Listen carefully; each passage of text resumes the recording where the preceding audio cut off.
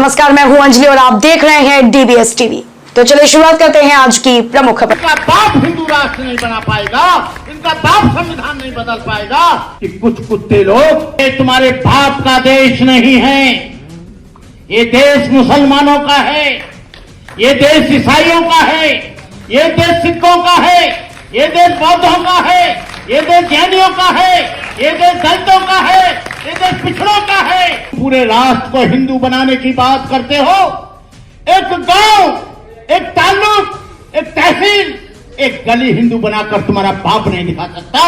कि इन्होंने देश में हिंदू राष्ट्र की मांग करके यहां के करोड़ों लोगों को जगा दिया। इन लोगों ने संविधान को बदलने की बात कह के पूरे देश में हलचल मचा दी। आप लोग बहुत सीधे लोग हैं। हिंदू राष्ट्र कैसे बनाओगे? ये तुम्हारे बाप का देश नहीं है, ये देश मुसलमानों का है, ये देश ईसाइयों का है, ये देश सिखों का है, ये देश बौद्धों का है, ये देश जैनियों का है, ये देश दलितों का है, ये देश पिछड़ों का है। ये तुम्हारे 2% लोग इस देश को हिंदू राष्ट्र बनाएंगे तो मैं सोचता हूं इस देश के टुकड़े हो जाएंगे, ये देश खंड खंड हो जाएगा। लेकिन खालिस्तान की मांग करते हैं तो जेल के सीखचों में ठोक दिया जाता है। और बाबा लोग बेलगाम हो गए। ये लोग हिंदू राष्ट्र की बात करते हैं तो ये आराम से इनका सम्मान किया जाता है। नरेंद्र मोदी जी जाते हैं, सारे लोग उसका दर्शन करने जाते हैं। एक बात याद रखना, पूजा कर रहे हैं, संविधान बदलेगा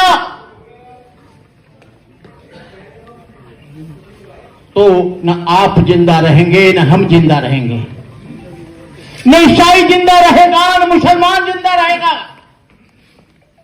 न सिख जिंदा रहेगा न जैन जिंदा रहेगा। और मैंने तो शास्त्री जी से कहा था, कि शास्त्री जी यहां हिंदू बिंदु कहीं दिखाई देता नहीं, हिंदू है नहीं। तुम पूरे राष्ट्र को हिंदू बनाने की बात करते हो। एक गांव, एक ताल्लुक, एक तहसील, एक गली हिंदू बनाकर तुम्हारा बाप नहीं दिखा सकता। कहीं से पूछोगे कि यहां हिंदू रहते हैं क्या? लोग कहेंगे यहां हिंदू तो नहीं रहता, यहां पर चमार रहता है, यहां पर महार रहता है, धोबी रहता है, लुहार रहता है, कहार रहता है, सुनार रहता है, काछी रहता है, अहिर रहता है, गड़रिया रहता है। हिंदू जात की जात जात में जात, जैसे केरा के पात पात में पात। यहां कोई हिंदू बिंदु नहीं है। और ये यहां पर ईसाई है, मुसलमान रहता है, सिख रहता है और तमाम मजहब के और लोग रहते हैं। लेकिन मुस्लिम भाइयों से मुझे शिकायत है, वो मैं चूकूंगा नहीं। जब आपकी लड़ाई होती है, जब आपके ऊपर दंगे होते हैं, जब आपके ऊपर अत्याचार होता है, तो दलित और पिछड़ा वर्ग चुपचाप रहता है। और दलित और पिछड़े वर्ग पर जुल्म होता है तो आप चुपचाप रहते हो। एट्रोसिटी एक्ट को बदला गया। एट्रोसिटी एक्ट की दलित समाज के लोगों ने लड़ाई लड़ी।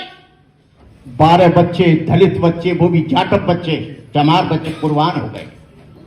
मैं चाहता हूं दलित मंचों पर आप भी आए, भीड़ के साथ आए, और मुस्लिम मंचों पर हमको भी बुलाएं। ये आदान प्रदान होना चाहिए, तब हम देश में संविधान को बचा पाएंगे।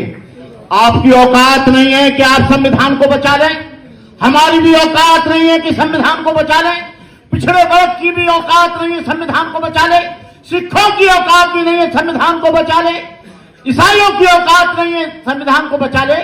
संविधान बचेगा, ये सारे अल्पसंख्यक, SC, ST और पिछड़ा वर्ग एक मंच पर आएगा।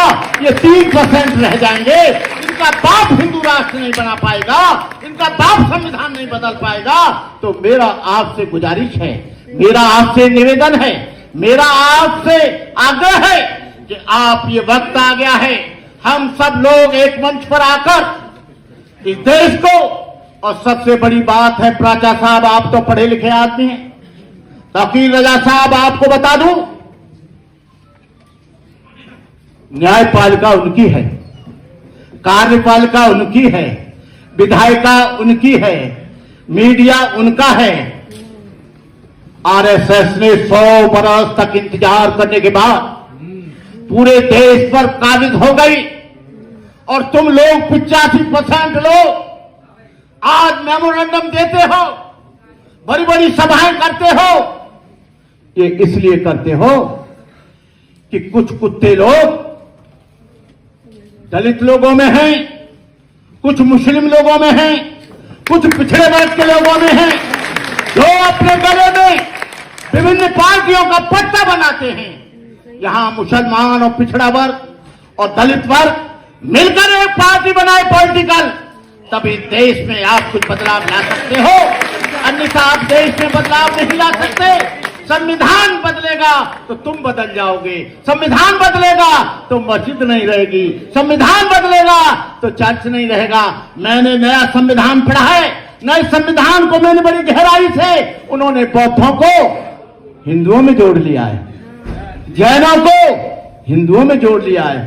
सबसे ज्यादा कहर उनका है तो ईसाइयों पर और मुसलमानों पर। हमारी कोई ज्यादा मुसीबत नहीं होगी, लेकिन इसलिए हमने कहा था, आरएसएस का आदमी कल लाया था, यदि हिंदू होता बौद्ध धर्म तो डॉक्टर अंबेडकर हिंदू धर्म को लात मारकर वो बौद्ध क्यों होते हैं?